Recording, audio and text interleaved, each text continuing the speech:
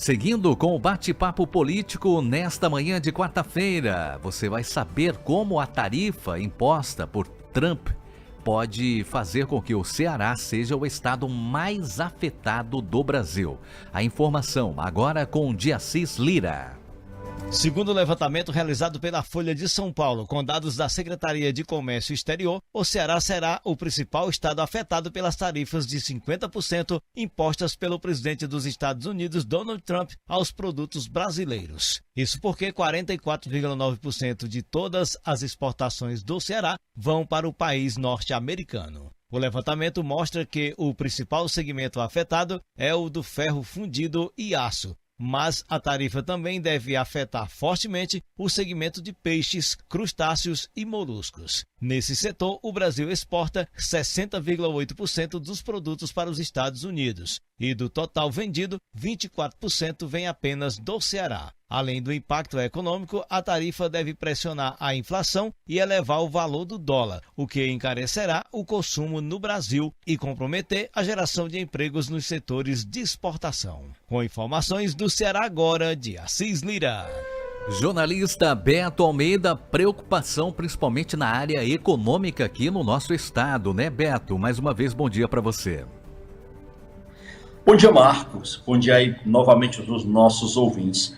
Então, continuando esse nosso bate-papo, depois dessa bela entrevista aí com a Tamires, a professora Tamires, né, sobre a educação física, eu e o Zenô, a gente agora trata de um assunto, Marcos e ouvintes, que é muito preocupante. E olha que nós estamos há apenas uma semana da entrada em vigor dessa nova ordem tarifária, né, que é de aplicação de 50% para as tarifas de todos os produtos que são exportados para os Estados Unidos por decisão de Trump. Dificilmente, Marcos, haverá mudança até lá dentro de uma semana.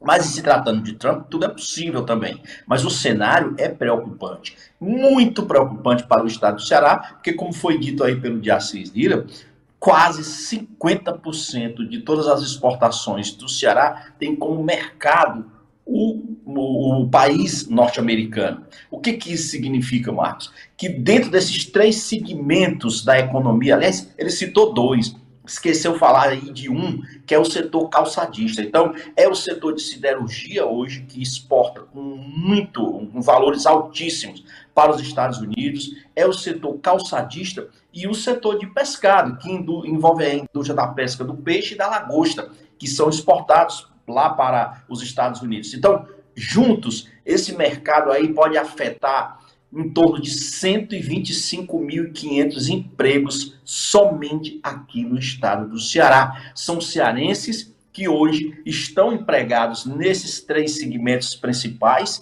que vendem esses produtos para os Estados Unidos. O que isso significa de impacto? Que essas tarifas prevalecendo a partir do 1º de agosto, como está aí programado, Marcos, o mercado local vai ter que se retrair.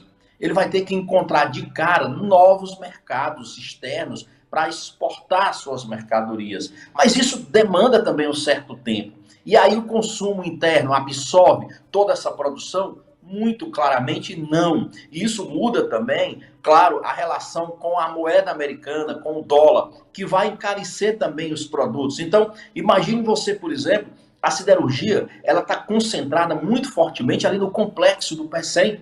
Então, só aí, Marcos, para você ter ideia, e os ouvintes, no primeiro semestre deste ano 2005, foi 1,3 bilhão de reais que foram exportados somente com esses produtos de siderurgia lá do Pecém. Isso significa dizer que lá tem pelo menos 25 mil empregos diretos que serão afetados com esse tarifaço imposto por Donald Trump. Aí vamos para o setor calçadista, Marcos. Nós temos hoje 69 mil trabalhadores em todo o estado do Ceará que vivem e tiram seu sustento desse segmento da produção de calçados. O Ceará hoje representa 30% da produção nacional de calçados. Foram mais de 100 milhões de reais exportados somente nesse primeiro semestre para os Estados Unidos em pares de calçado. Então você imagina o impacto que isso representa. Aí no setor de pescados, a gente sabe que isso também, são mais de 20 mil pescadores empregados nesse segmento no estado do Ceará para a indústria da pesca, que gera também em torno de 11 mil empregos indiretos na indústria de processamento de alimentos. E isso vai afetar ali trabalhadores de indústrias que estão ali nos municípios litorâneos, em Capuí, Aracati, Acaraú, Camucim. Você imagina, então, o impacto disso. É uma preocupação. O governador Elmano, inclusive, já manifestou que foi ao governo federal, inclusive, procurando exatamente saídas e alternativas para esse impacto que vai provocar exatamente na cadeia produtiva do estado do Ceará. Isso preocupa o Brasil, preocupa o Ceará, preocupa os cearenses, porque a partir daí nós podemos ter, inclusive, uma onda de demissão, mesmo que temporária. Mas isso é prejudicial. Até você encontrar mercados, até você encontrar outras alternativas de fazer a compensação dessa não exportação para os Estados Unidos, isso naturalmente vai trazer muitas incertezas, Marcos, para quem vive desse segmento, para o estado do Ceará que precisa, inclusive, dessas receitas, porque exportar significa dizer também que você paga impostos, e isso, claro, também retorna para a economia do nosso estado do Ceará. Ou seja, é um prejuízo em cadeia para todo mundo, Marcos. Com certeza, jornalista Beto Almeida, e até as alternativas chegarem até esse reposicionamento, comida tem que estar no prato todo dia, não é verdade, Beto? As contas chegam todos os dias, né? O pior é isso, Marcos, e as contas não param de chegar, porque todo mês chega, né? Marcos, eu também quero aproveitar aqui para a gente falar uma ação que foi, inclusive, feita na semana passada, mas que eu acho que está ainda muito para a gente falar, está bem atual, que é uma fiscalização feita pelo Ministério Público, né, estadual, em cima dos transportes escolares. Por que isso? Nós estamos no pleno período de férias. Então, as crianças, quando retornarem agora às aulas a partir de agosto, têm que encontrar veículos que estejam em condições adequadas de fazer o transporte. E o Ministério Público fez isso especificamente em um município de Carnaubal, mas não é só Carnaubal. Todos os outros municípios estão nessa. Inclusive, o jornalista Beto Almeida tem a reportagem aqui com o Sátiro Salles. O Sátiro traz as informações agora no Alerta Geral. O Ministério Público do Ceará, por meio da Promotoria de Justiça vinculada de Carnaubal, recomendou que a Prefeitura adote providências para garantir a segurança no transporte escolar do município. Em fiscalização do Ministério Público, constatou-se alguns veículos em situação inadequada para o transporte de alunos e foi informado de que outros já haviam sido enviados para oficinas para conserto durante o período das férias. A recomendação é que uma ação preventiva que visa garantir que todos os veículos escolares municipais utilizados por crianças e adolescentes estejam em plenas condições de segurança e funcionamento na volta às aulas. O documento orienta que previamente às inspeções semestrais seja apresentada ao Detran listagem de todos os veículos utilizados no transporte escolar, que nas vistorias todos os veículos inspecionados sejam apresentados, que os motoristas preencham todos os requisitos legais para exercer a atividade, que haja veículos reservas disponíveis para situações de emergências e que disponibilize-se um profissional de apoio para acompanhar os alunos com deficiência, caso identificada a necessidade. Com redação do Ceará agora, para o Alerta Geral, Sátiro Salles. Assunto sério, jornalista Beto Almeida, assunto muito importante que estamos falando aí das vidas das nossas crianças, né, Beto?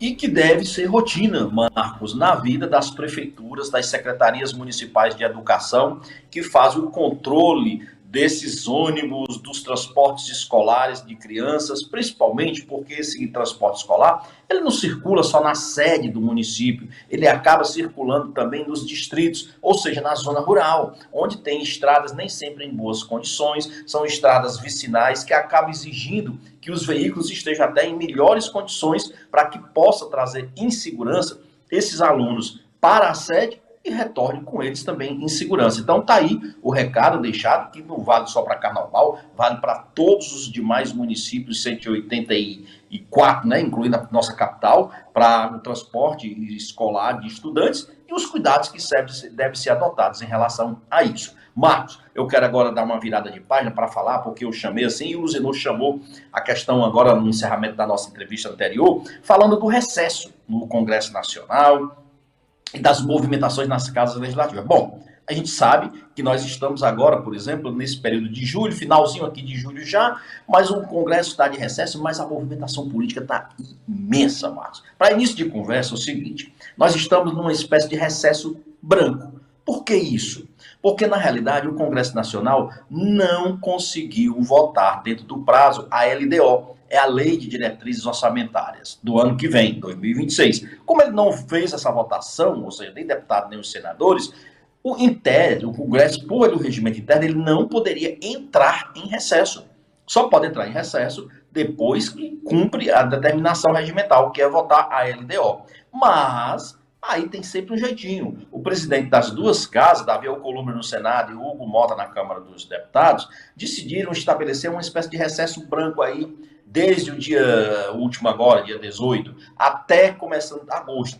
Mas isso não tem tirado os congressistas, principalmente a oposição, de dentro da Câmara dos Deputados, porque agora eles estão aproveitando, por exemplo, as reuniões que estavam programadas para as comissões técnicas para fazer manifestações de apoio ao ex-presidente Bolsonaro, que está aí com uma série de medidas restritivas impostas pelo Supremo Tribunal Federal. Então, com essas medidas impostas, eles estão aumentando o nível de pressão. Tanto é que na segunda-feira deu uma confusão danada numa ida do ex-presidente Bolsonaro à Câmara dos Deputados, mesmo em recesso. O que fez o presidente Hugo Mota? Ele baixou lá uma ordem e está proibindo, Marcos, que as comissões técnicas da Câmara dos Deputados funcionem até 1º de agosto. Ou seja, é quando realmente as atividades vão tornar. Com isso, ele literalmente barra a manifestação de parlamentares da oposição,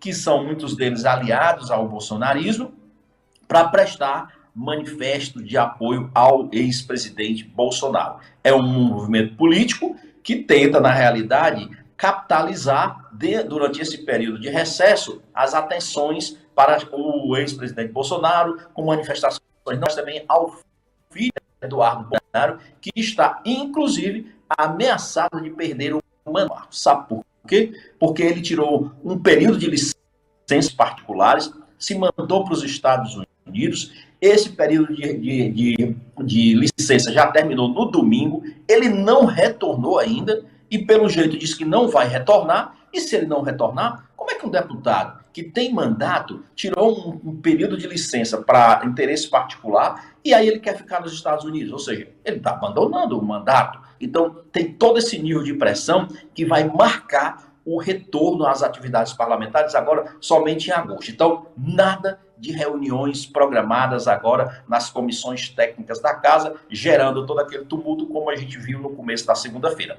Uma outra coisa que eu quero aqui chamar a atenção nesse nosso bate-papo é o seguinte: a gente já falou, inclusive, em relação a essa questão que tem da federação entre o União Brasil e o PP, que é o Partido Progressista, ok? Só que aí, agora a gente teve a confirmação de que agora, dia 19 de agosto próximo, portanto, no próximo mês, está marcada realmente a data oficial de formalização dessa federação. É um ato político, é um ato simbólico. E aí vão todos os representantes para Brasília participar desse ato que vai formalizar a federação entre a União Brasil e o PP. Qual é o impacto disso para o Ceará, Marcos? É que isso significa também um passo a mais na evolução dos acordos previstos para 2026. Implica dizer, por exemplo, na filiação do ex-prefeito de Fortaleza, Roberto Cláudio, a essa nova federação. E o Roberto Cláudio, que já era para ter se filiado lá atrás, no mês de junho,